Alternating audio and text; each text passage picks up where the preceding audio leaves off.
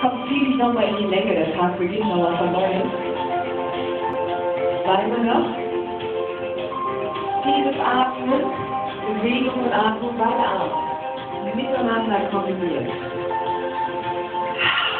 Komm richtig durchfluten.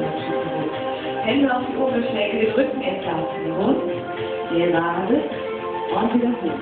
Noch einmal. Geh tief, rund, gerade und hoch. Noch drauf.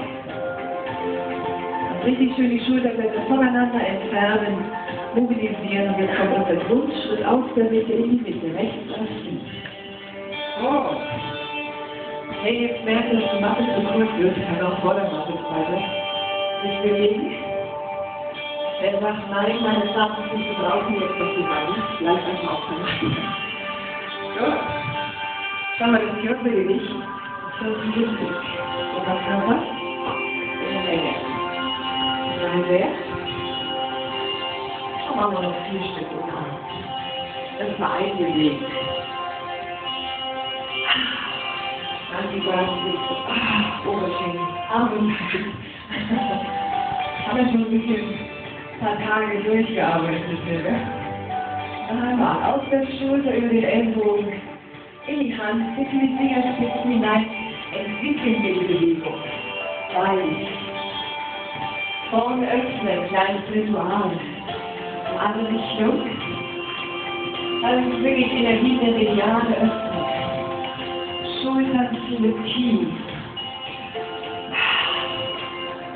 Läuft die Atmung. Lange Arme über Kopf, weit öffnen.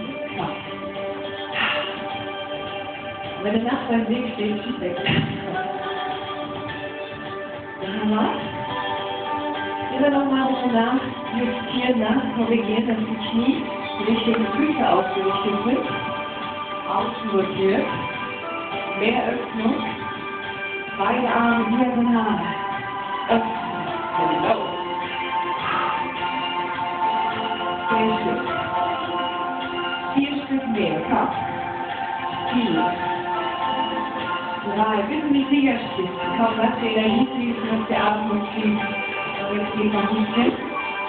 Intensiv. Ja. Wunderbar. Und nicht nachdenken. Jawohl. Reicht nicht. Noch einmal.